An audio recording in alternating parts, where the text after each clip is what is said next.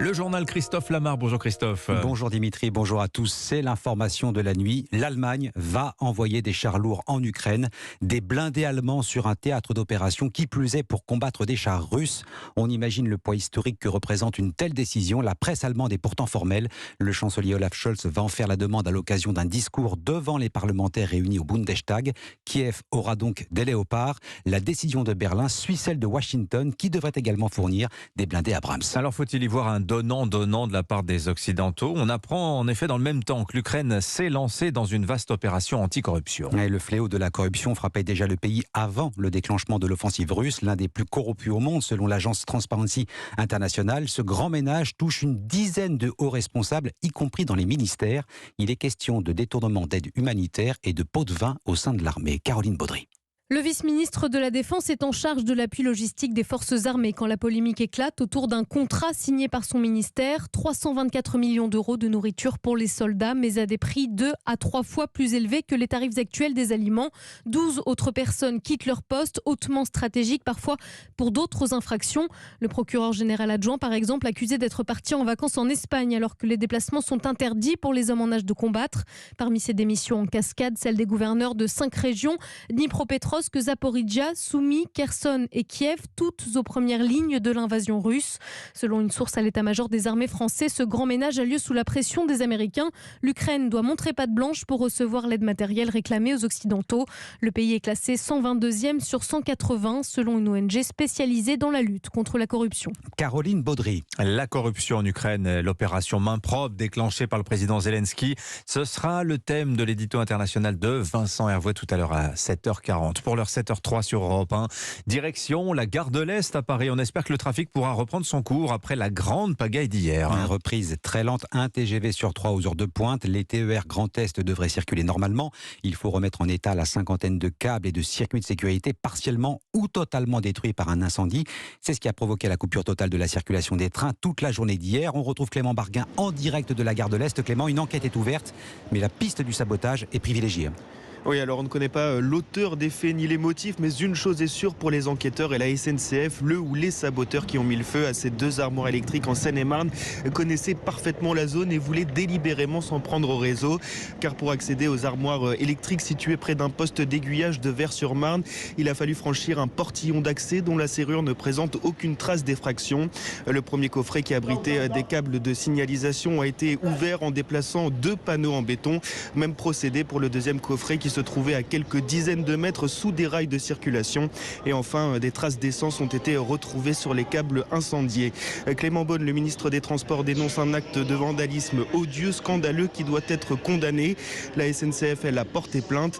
Une enquête a été ouverte par le parquet de Meaux pour dégradation volontaire et mise en danger de la vie d'autrui. Clément Barguin en direct de la gare de l'Est à Paris. 7h04, la politique tous sur le pont pour défendre la réforme des retraites. Le message d'Emmanuel Macron a été reçu 5 sur 5 par ses ministres. Olivier Véran était à la télévision hier soir, le porte-parole du gouvernement invité à débattre avec Mathilde Panot pour la France Insoumise et Jordan Bardella pour le Rassemblement National. Le ministre des Comptes Publics, Gabriel Attal, avait choisi le terrain et une salle communale d'un village de l'Aube pour convaincre les Français. L'exécutif répète qu'il ne reculera pas sur l'essentiel. Emmanuel Macron en fait une question de principe, Jacques Steuret, mais au sein du gouvernement, on est plus prudent.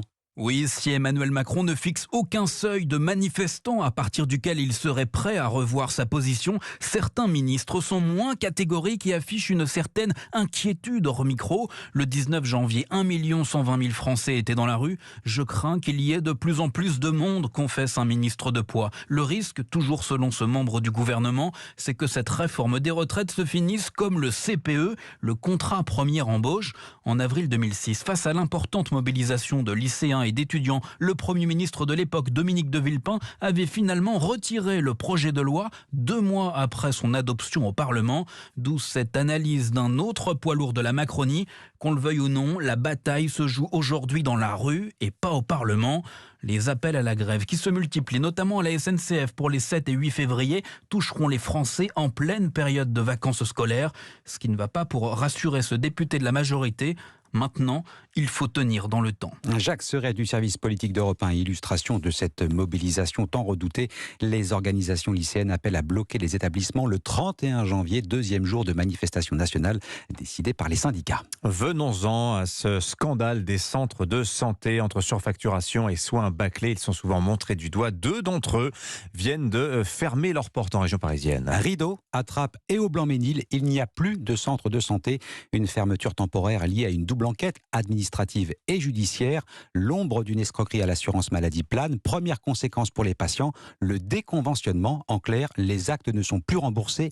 Les habitants sont désemparés. Reportage Attrape dans les Yvelines, Guillaume Dominguez. Derrière les vitres opaques qui servent de devanture au centre médical, le rideau de fer est baissé. Surprise totale pour Mohamed, un habitant du quartier à qui j'apprends que le centre est soupçonné de fraude. Je suis venu me faire soigner pour les dents. Il n'y avait rien qui m'a paru suspect, donc je suis surpris de voir qu'il y a une enquête là-dessus. Double facturation, examen superflu, des méthodes qui auraient coûté après enquête 1 million d'euros à l'assurance maladie en seulement 9 mois d'activité. Fatima, une habitante du quartier, s'étonne de ces pratiques douteuses, elle qui jusque-là vantait l'honnêteté des praticiens. C'était pour un blanchiment que mon médecin après elle m'a conseillé, elle me dit vraiment je vois pas la nécessité de le faire. Ça coûte cher, franchement c'est pas la peine. Du coup j'ai désisté à la dernière minute, franchement ça m'étonne. Dentiste, généraliste, gynécologue, ce centre répondait à tous les besoins de cette mère de famille. Il ne lui reste plus qu'à changer de médecin. J'ai ma fille aussi qu'elle doit être suivie. Dans le coin il n'y a pas de dentiste aussi pour les enfants. Je sais pas comment on va faire. On est obligé de se déplacer. Pourtant j'habite juste à côté et il était vraiment pratique. Et selon la Caisse nationale d'assurance maladie, plusieurs centres médicaux d'Île-de-France, dont une vingtaine en Seine-Saint-Denis, font l'objet d'enquêtes pour soupçon de fraude. Reportage Attrape dans les Yvelines, Guillaume Dominguez. Autre scandale, celui qui a frappé les EHPAD d'Orpea. Une nouvelle édition des Fossoyeurs sort aujourd'hui, enrichie de 10 chapitres supplémentaires.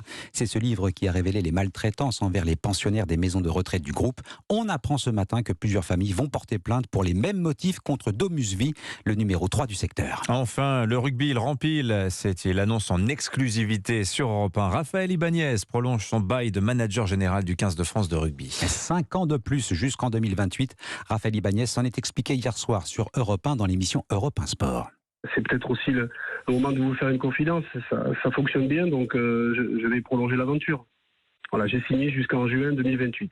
C'est la plus belle aventure sportive lorsqu'on est passionné de rugby et lorsqu'on est dans l'action et dans l'engagement. Voilà, la plus belle, la plus intense. Et aussi c'est un paramètre qui me paraît tellement essentiel, c'est la notion de partage.